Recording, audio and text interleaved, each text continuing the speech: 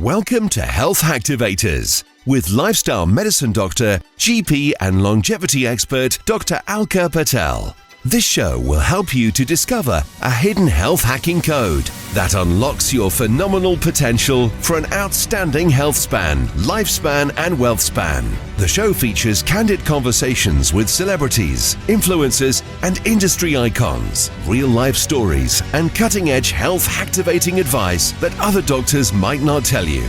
Discover why now is the time to join the strategic self-care revolution and experience the profound effects this will have on your personal and professional success. Now, here is your host, Dr. Alka Patel.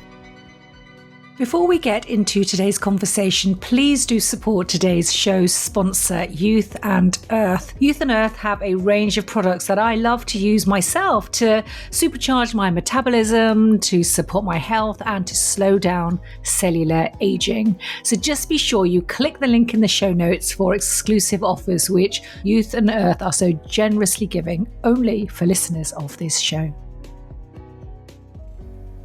Hi, hey, and hello, Health Hacktivators. Are you ready to unlock your health activation code in 3 steps?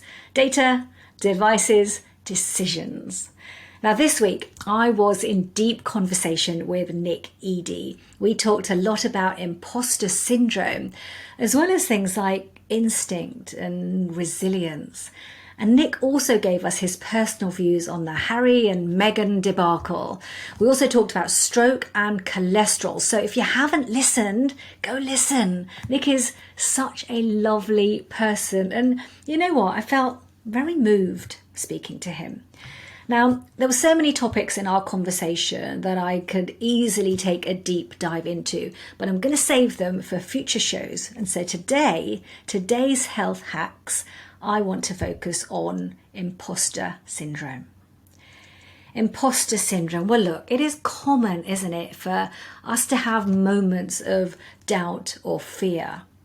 But imposter syndrome results in a rise in stress and a debilitating drop in self-confidence, so that you end up somehow shrouded in self-doubt. And why is then this a problem? Well, it is a problem because it can then hold you back. It can affect your friendships, your relationships, your work, your success. It can affect the opportunities that you choose to take or not take. So let me give you a bit of history on imposter syndrome. So it was first introduced back in 1978 by 2 clinical psychologists, Dr. Pauline Clance and Dr. Suzanne Ims. And what they did was they conducted a study on 150 female students. And they found that many of them thought of themselves as imposters. Now, the paradox here was that they were all highly accomplished individuals. They'd all received significant praise from their colleagues. So imposter syndrome means that even with accomplishments and achievements and positive praise, you feel like a fraud. You feel like you shouldn't be in the position that you're in, or you shouldn't be doing what you're doing, or you're worried that at some point you'll get found out by other people for not being quite as great as they think you are. And the result of all of this is that you end up either overworking or over procrastinating. And all of this is to avoid your fear. Now, my view has been, and I say has been, my view has been that perhaps imposter syndrome shouldn't be used as a term. A syndrome? What is that about? And what I have felt is that it is more important to get to the underlying root of issues, which in the case of imposterism, it stems from perfectionism and fear. It's fear that's right at the root. But you know what? I speak to clients almost on a daily basis about their imposter syndrome. And although imposter syndrome, it isn't a recognized medical term, what I do now recognize is that I understand how this container that you're holding your fear in, this container called imposter syndrome can help you. It can help you to just make more sense of it. And then when you can make sense of it, you can then change it. This container can help you feel more connected to those who have or are experiencing the same. It can help you to talk more openly about it, just like we heard Nick do, and be more candid about the impact on your emotional health. Because it's been estimated that, about 60-70% of people have felt imposterism during their life. So that means there's all the more reason to shine a light on it, doesn't it? And I've seen imposter syndrome raising its head in many, many different situations, many different settings, including academic settings, in the workplace, in relationships, in social interactions. It's sometimes been called social anxiety syndrome. Nick referenced this in our conversation earlier. And it's triggered in, again, lots of different situations. Sometimes when you're facing new challenges, or sometimes when you're already doing things that you're accustomed to doing. And what I do know is that imposter syndrome has no boundaries. It is common in high achievers. So here's a question. What do David Bowie and Michelle Obama have in common? Not a trick question, because at some point they have both held the belief that they're frauds. They've held the belief that their success is down to luck and nothing to do with talent. In other words, they've both experienced imposter syndrome. And I'm going to add a name to this list that might surprise you. Albert Einstein. Albert Einstein, he won a Nobel Prize. He's one of the most influential scientists in history. I mean, he's got the best hair in the world. And even he referred to himself as an involuntary swindler. And he suggested that his work didn't deserve the acclaim it received. Does any of this sound familiar?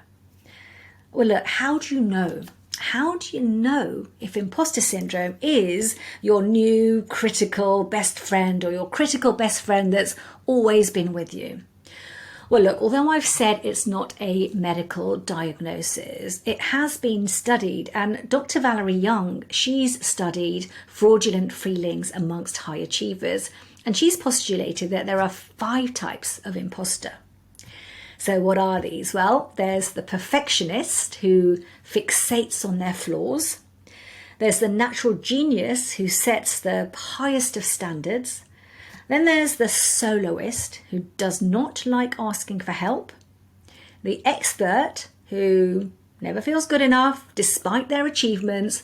And then the super person who's always trying to prove themselves. So which one could you be? Well, look, let's now then move into looking at your data in order to answer that question. Now, in the research field, there are a number of validated scoring systems and assessments which have been used in research to look at imposter syndrome. So to make this more accessible, what I have done is develop a scoring system for you. It's based on the research and the work of Dr. Pauline Clance and of Dr. Valerie Young as well.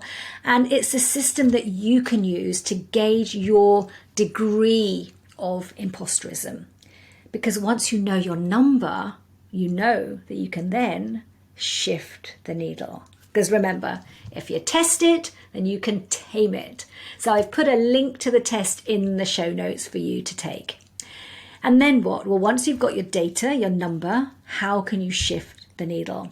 What devices can you use to help? Okay, a device for imposter syndrome. Is there one? Well, look, being able to identify your thoughts associated with imposter syndrome is an important starting point. You know the thoughts I'm talking about. I'm not good enough. I'll be found out. I don't deserve this. I'm a fraud. I'm not perfect. Become aware of your thoughts. Notice them. Name them. and allowing your thoughts to just be present and then letting them go without giving them weight or giving them meaning, allowing yourself to neutralize them, that is a skill that you can learn.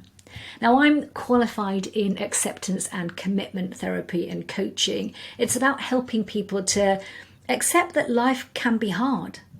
Maybe it's meant to be hard. Accepting that life can be hard, but that you can still commit to living a fulfilled and values-driven life. Now, this is very, very helpful when it comes to imposter syndrome. Now, you're probably wondering, where am I going with this? Where am I going with this when it comes to devices? Well, the device that I'm talking about is your phone, and more specifically, apps on your phone. Apps which have very specific mindfulness or meditation practices or visualizations on them specific for imposter syndrome. Now, Headspace have one, which I would suggest listening to. So I'll put the link for that in the notes, and on my blog as well on imposter syndrome. I'll share other apps and other links as well. And I'll also put on the blog much more specific ways to lessen this load of imposter syndrome. So do make sure to click that link right to the blog as well. So that's data and devices. What about when it comes to part 3 of the Health Activation Code, decisions? Now, your decision for what to do next is based on the question, is imposter syndrome holding me back or propelling me forward? Does it hinder me or does it help me?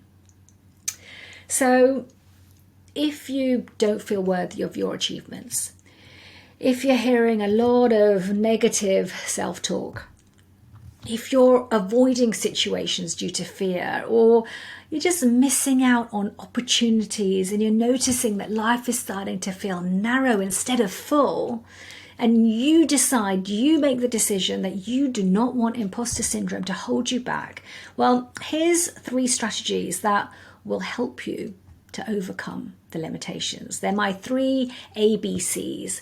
So A for acknowledge. Just acknowledge what you're feeling. And I say this because emotional agility, it's not about knowing how to get rid of your feelings, but it's more about just giving them space. Because maybe it's hard to know if your fears have grounded you or if they've held you back. And we heard from Nick Eady earlier, didn't we, that what he's done is to recognize his fears, to acknowledge them, to accept them. Because fear is a feeling that will propel you into an action. So then move on to B for build. What do I mean by build? By build, I mean build an understanding of what matters to you, what your values are. Know why you do what you do. Know what strengthens you. And then showcase your values. So I call this flavor and savor.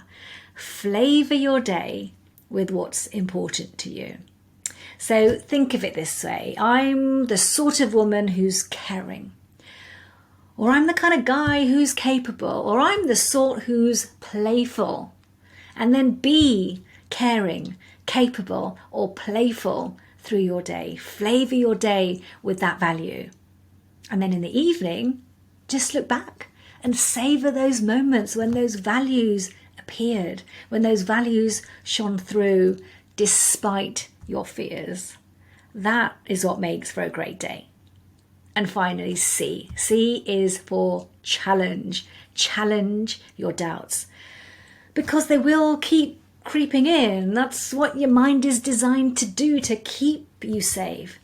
So thank your mind for wanting to keep you safe, for sending you doubts, and then challenge your mind. Ask yourself for a better thought. Brain, give me a better thought. And it will give you a better thought that can then take you from criticism to compassion. So there you have it. That is your health activation code for imposter syndrome. Data, devices, decisions. Take the test in the show notes for your imposter syndrome score. That's your data. And then use apps like Headspace to give space for your thoughts. That's your devices. And then make a decision. Make a decision about your actions based on the question, does imposter syndrome hinder me or help me?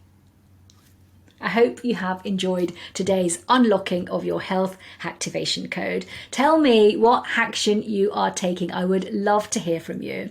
And I wish you a health activating day.